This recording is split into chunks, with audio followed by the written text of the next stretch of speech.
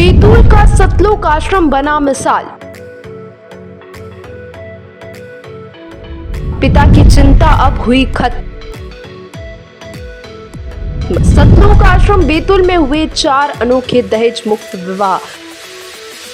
4 जोड़े महज 17 मिनट में ही परिणय सूत्र में बन गए। जब शादी की बात आती है तब एक गहरी चिंता में डूबे पिता का चेहरा सामने आता है, क्योंकि दहेज रूपी दानव ने उनके ऊपर बेटियों को बोझ बना दिया है। दूसरी तरफ संत रामपाल जी महाराज के सानिध्य में होने वाले विवाह एक पिता की सारी ही चिंता समाप्त कर देते, जिससे बेटियां पिता को बोझ नहीं लगती। ऐसा ही विवाह सतलोक आश्रम बैतूल में देखने को मिला, जहां 4 जोड़े महज 17 मिनट में ही परिणय सूत्र में बन गए। साधारण से कपड़ों में दूल्हा व दुल्हन अपने गुरु की तस्वीर के आगे हाथ जोड़कर बैठे एक दूसरे के हाथ में रक्षा सूत्र बांधते हुए असुर निकंदन रमेनी के माध्यम से यह विवाह संपन्न हो गया, जहां ना कोई पंडित था ना कोई हवन कुंड। प्राप्त जानकारी के अनुसार अंशुल दास दमोह का विवाह यामिनी दासी बैतूल, राजा दास अशोकनगर का विवाह सोनम दासी अशोकनगर, रोशन दास अहमदाबाद का विवाह माधुरी दासी सिवनी, संदीप दास अमरावती का विवाह पंकिता दासी बैतूल से विवाह बिना दान दहेज के संपन्न हुए। यहाँ शामिल हुए सैकड़ों अनुपदेशी लोग बिना ताम झाम बिना दहेज के साधारण विवाह के साक्षी बने। राज्य सेवादार भक्त विष्णु दास की बेटी का विवाह भी इसी कड़ी में साधारण तरीके से हुआ, जिसको लेकर विष्णु दास ने बताया कि ऐसा नहीं है कि हम अपनी बेटी को दहेज नहीं दे सकते, बल्कि हमारे गुरुदेव रामपाल जी महाराज का मिशन है कि हमें भारत को दहेज मुक्त बनाना है, ताकि वे पिता जो दहेज देने में सक्षम नहीं है वे कर्ज तले दबने से बच सके और सभी बेटियां ससुराल वालों की प्रताड़ना के कारण आत्महत्या का विचार छोड़ अपना जीवन खुशी से जी सके। वर वधू पक्ष के सभी रिश्तेदारों व कई जनप्रतिनिधि ने इस अनोखे विवाह की तारीफ करते हुए संत रामपाल जी महाराज के द्वारा किए जा रहे समाज सुधार कार्यों की सराहना की।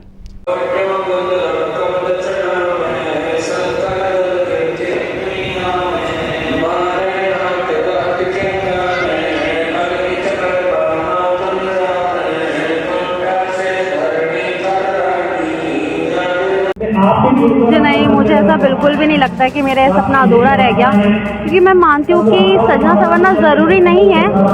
मन की जो विनम्रता है, जो भाव है, वो सादगीपूर्ण होने चाहिए। तो मैंने संत रामपाल जी महाराज की शिक्षाओं से प्रेरित होकर यह निर्णय लिया कि मैं सादगीपूर्ण विवाह करूँगी और बिना मेकअप के, बिना किसी आडंबर के।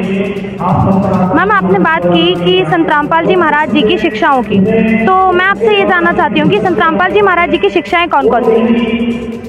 वैसे तो संत रामपाल जी महाराज ने हमें बहुत सारी शिक्षाएं दी है, लेकिन जो विवाह हम अभी कर रहे हैं उसमें उनका उद्देश्य है कि जो बेटियों पर जो अत्याचार होता है, जो दहेज की डिमांड होती है, उसको खत्म कर सके, मतलब दहेज मुक्त भारत बना सके, क्योंकि ये कुरीति है। इससे महिला को बहुत दर्द और पीड़ा से गुजरना पड़ता है और ये सब कुछ आडंबर है। जब एक परिवार आपको आपकी बेटी दे रहा है तो इससे बड़ा धन और क्या हो सकता है। हमारे परमात्मा जी जो गुरु तत्वदर्शी संत रामपाल जी महाराज का तो यही कहना है कि जब आपको बेटी मिल गई तो और क्या चाहिए। वो बेटी ही सबसे बड़ा धन होती है उनके माँ बाप का, वो ही मिल गया आपको।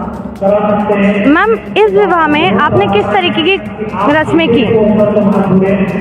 वैसे तो शादियों में कई प्रकार की रस्में होती हैं, पर क्योंकि मैंने सादगीपूर्ण विवाह को चुना है तो इसमें कोई रस्में मैंने की नहीं है। जैसे कि जगत में होती है हल्दी, मेहंदी, संगीत, अहीर, पर ये सब चीज़ें मैंने नहीं की है, क्योंकि मैं इन सब चीज़ों पर विश्वास नहीं करती हूँ। मैं जगत गुरु तत्वदर्शी संत रामपाल जी महाराज जी की शिष्या हूँ। उन्होंने मुझे प्रेरित करा है कि सादगीपूर्ण विवाह कीजिए। मैम, परंपरागत रूप से विवाह से पहले कुंडली मिलान अति महत्वपूर्ण माना जाता है, तो संत रामपाल जी महाराज जी के इस पर क्या विचार हैं और क्या आपने ये परंपरा निभाई है? जी बिल्कुल नहीं, ये कुंडली मिलान तो ऐसा कुछ भी नहीं किया है मैंने, क्योंकि मुझे विश्वास है कि जो मनुष्य, जो भी हो, जो भी व्यक्ति जगत गुरु तत्वदर्शी संत रामपाल जी महाराज से शिक्षा ग्रहण कर लेता है तो वो एक अच्छा व्यक्ति होता ही है।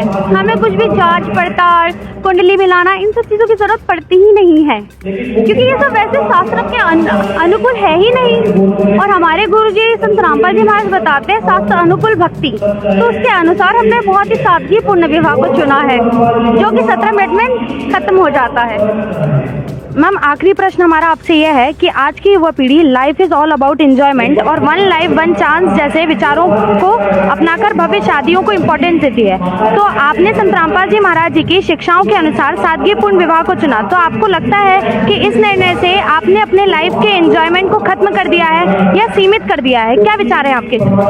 जी नहीं, बिल्कुल नहीं। मुझे ऐसा नहीं लगता है कि मेरी शादी बैंड बाजे बारात और हल्दी मेहंदी से नहीं हुई है तो मैंने कुछ मिस कर दिया है, ऐसा कुछ भी नहीं है। खुशी मेरी है सादगीपूर्ण विवाह में, जिससे मुझे आनंद मिलता है। तो मुझे आनंद ही जब इसी चीज़ में मिलता है तो मैं क्यों उन सब आडंबरों की ओर भगूं? मुझे मन की शांति चाहिए, ना कि लोक लाज ये दुनियादारी में फंसना है।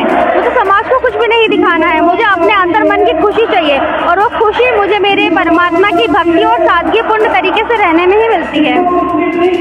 तो दर्शकों, आपने सुने कि जो वधू के विचार हैं वह समाज को काफ़ी प्रेरित करने वाले हैं। तो आइए जानते हैं वर से कि उनके क्या विचार हैं इस विवाह को लेकर। नमस्कार सर, क्या नाम है आपका? मेरा नाम अंशुल दास है। सर आप कहाँ से हैं? मैं दमोह मध्य प्रदेश से हूँ। सर आप क्या करते हैं? मेरा अभी करंटली में गारमेंट्स का बिजनेस है और इसके साथ में रियल एस्टेट में इन्वेस्टमेंट भी है। सर आप काफ़ी पढ़े लिखे लगते हैं, आपने दुनिया की चमक दमक छोड़कर आध्यात्मिक जीवन क्यों चुना? देखिए, आज की दुनिया में जैसे हम देखते हैं जो युवा पीढ़ी है वो ज़्यादातर जो देखती है शोबाजी या शो ऑफ में ज़्यादा बिलीव करती है, जबकि हमारे जो संत रामपाल जी महाराज है, जगत गुरु तत्वदर्शी संत रामपाल जी महाराज, उनने बहुत ही सादगी तरीके से और एक सिंपल तरीके से जो हमारी रमैणी विवाह का प्रोग्राम है उसको संपन्न करने का निर्देश दिया है और ज्ञान दिया है। उसके पीछे भी बहुत बड़ी मतलब जो है इनर सोल को प्रसन्न करने वाली एक अंदर की हैप्पीनेस, जो हम बाहर तो 2 मिनट के लिए जाते हैं और हम इंजॉयमेंट करके आ जाते हैं, डीजे पे नाच लिया, संगीत में नाच लिया या कहीं बाहर जाके थोड़ी कुछ मौज मस्ती कर ली, लेकिन जो अंदर की शांति है जो बहुत लंबे समय तक चलती है वो हमारे जगत गुरु तत्वदर्शी संत रामपाल जी महाराज के ज्ञान से समझकर हम उन पे ज़्यादा विश्वास करके और हमें अंदर की शांति पे हम ज़्यादा महत्व देते हैं।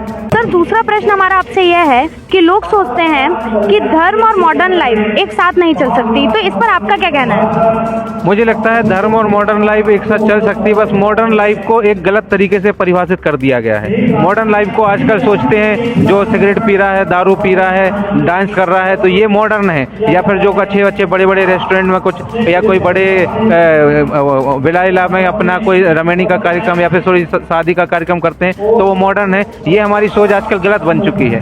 मॉडर्न तो सोच होनी चाहिए हमारी, जो हम आजकल शो ऑफ करते हैं मॉडर्न बनने का, हमारी सोच मॉडर्न होनी चाहिए। जैसे पुरानी तरीके से चलती आ रही है कि जो बेटी होंगे, बेटी के पिता होंगे, वो लड़के वालों को दहेज देंगे, पैसे देंगे तभी शादी होगी, या फिर लड़की वाले जो हैं और भी बहुत सारी रस्में करेंगे तो या लड़के वाले रस्में करेंगे, तो ये जो सोच है ये पुरानी सोच है कहीं ना कहीं। यदि आप मॉडर्न बनना चाहते हो तो अपनी सोच को मॉडर्न करें। लड़के और लड़की में कोई भेदभाव नहीं होना चाहिए। जो लड़की को सम्मान मिलता है वही लड़के को मिलना चाहिए, जो लड़के को मिलता है वही लड़के को मिलना चाहिए। तभी हम एक मॉडर्न सोच की तरह एक अग्रसर होंगे, और वही मेरे हिसाब से तो मॉडर्न सोच वही है जो बेटी और बेटा में भाव मतलब अंतर ना करे और एक जैसा माने। सर आज के समाज में लोग दहेज को सम्मान से जोड़ते हैं। जब आपने ये निर्णय किया कि आप अपने गुरुजी के द्वारा बताए गए नियम अनुसार दहेज रहित विवाह करेंगे, तो आपको ऐसा नहीं लगा कि समाज के तरफ से आपके ऊपर कोई प्रेशर बनेगा? नहीं जी, हमने समाज का इसलिए भी नहीं सोचा क्योंकि हमारे जगत गुरु तत्वदर्शी संत रामपाल जी महाराज ने हमें इतना ज्ञान दिया हुआ है कि यदि दहेज रूपी जो है वो एक तरफ से समझ लो लड़की वालों के परिवार पे बोझ है। हो सकता है कि अपने भारत में 2-5% लोग ऐसे भी हों जो एज अ गिफ्ट या जिनके ऊपर बोझ ना भी पड़े, लेकिन 90 से 95% लोग जो हैं वो सिर्फ दिखावा के लिए, अपनी बच्ची को एक अच्छे घर में देने के लिए या फिर एक घर में इज्जत देने के लिए ही दहेज देते हैं, और जो कहीं ना कहीं मैं समझता हूँ ये बहुत गलत परंपरा है और बहुत गलत लोगों की सोच है।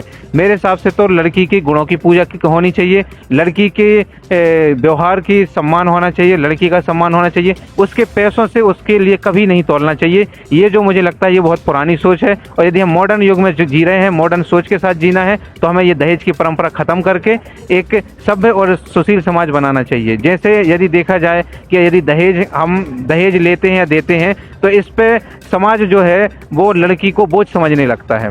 बोझ समझता है। जैसे ही वो पैदा होती है उसको ऐसा लगने लगा, पिता को या उनके घर वालों को ऐसा लगने लगता है कि इनकी शादी पे मुझे खर्च करना पड़ेगा, दहेज देना पड़ेगा, और वो जब तक बड़ी नहीं हो जाती, विदा नहीं हो जाती, जब तक वो टेंशन उसके सर पे रहता ही है। उसके बाद भी यदि घर गई और उसकी बड़ी या छोटी बहू, उनके घर की छोटी या बड़ी बहू उनसे ज़्यादा या कम दहेज लेके आ गई, तो भी एक टेंशन रहती है कि हम भी उनके बराबर करें, वरना हमारी बच्ची की वहाँ पर ससुराल में इज्जत नहीं होगी। मुझे लगता है ये बहुत पिछड़ी सोच है, बहुत प्राचीन काल की सोच है। अब लोगों को मॉडर्न बनना चाहिए। इन सब को छोड़कर जो बहू है, जो बेटी है, घर पर आती है, उनके गुणों का सम्मान करना चाहिए, उनके व्यवहार का सम्मान करना चाहिए, और सभी को एक साथ और एक नज़रिए से देख के एक साथ अच्छा सरल स्वभाव, शांतिपूर्वक जीवन जीना चाहिए। सर, हमारा आपसे आखिरी प्रश्न यह है, कहाँ आज की जनरेशन फास्ट लाइफ और मॉडर्न थॉट्स में उलझी है, लेकिन आपने स्पिरिचुअल जीवन को चुना, और आपके अनुभव में आज की युवा पीढ़ी के लिए आध्यात्मिकता उतनी ही इम्पोर्टेंट है जितनी कैरियर और टेक्नोलॉजी? बिल्कुल बिल्कुल बिल्कुल, जितनी कैरियर और टेक्नोलॉजी है उतनी आध्यात्मिक रूप से हमारे लिए सजग रहना भी उतना ही इम्पोर्टेंट है। क्योंकि यदि हम सिर्फ आधुनिक और इसी की तरफ देखते रहेंगे, आधुनिक और ये भी ज़रूरी है, लेकिन उसके साथ हमारी आध्यात्मिक यदि चीज़ मिल जाए तो हमारे दोनों में, और ये समझ लो सफलता में भी चार चांद लग जाएंगे। हमारा जो जीवन है और अच्छे से सरल पूर्वक, शांतिपूर्वक और बहुत अच्छे से जो जीवन यापन है वो हम कर सकते हैं। टेक्नोलॉजी है, साइंस है, वो हमारी सुविधाएं हमें देती है, शारीरिक सुविधाएं देती है, मानसिक सुविधाएं देती है, बहुत सी सुविधाएं प्रदान करती है। उसके साथ यदि हम आध्यात्मिक को भी जोड़ दें साथ में, तो उसके साथ में हम ये समझो कि इनर सोल जो हमारी होती है वो एकदम शांतिपूर्ण तरीके से शांत हैप्पी रहेगी। और वही मुझे लगता है कि मेन उद्देश्य होना चाहिए। क्योंकि पैसों से, लोग बोलते हैं पैसों से खुशियाँ नहीं खरीदी जा सकती, वो होती है हमारे मन, विचार, कर्म भाव से ही खुशियाँ आती हैं। बहुत अमीर अमीर लोग भी मैंने देखे हैं, कलेक्टर जैसे लोग, कलेक्टर, डिप्टी कलेक्टर, डीसी, जो घर की परेशानी से आकर, जो आज हम न्यूज़ पे भी देख रहे हैं, घर की परेशानियों से, चिंता से आकर स्वयं सुसाइड कर रहे हैं। अब सोचो यदि पैसा, धन या इज्जत या कोई अच्छी पोस्ट आपको खुशी दे सकती, तो ये वो जो रिस्पेक्टेड पोस्ट पर हैं वो एक कदम नहीं उठाते। मुझे लगता है जो आध्यात्मिक ज्ञान है वही हमारे अंदर की शांति और हमारे कहीं ना कहीं जो जीवन यापन है उसको सरल तरीके से जीने के लिए बहुत ज़रूरी है। जी, हमने यहाँ पर आने से पहले जो सतलोक आश्रम बैतूल में हमारी आज दहेज मुक्त विवाह हुआ है, इसमें यहाँ पर आने से पहले हमने कोई भी रस्म नहीं की, और यहाँ से घर जाने के बाद भी हम कोई रस्म नहीं करेंगे। जो भी हमारी जो रस्म होती है, रस्में जो होती हैं, जो यहीं पर होती है, 17 मिनट में जो विवाह हुआ है, जो आपने देखा है, यही सारे विवाह होता है।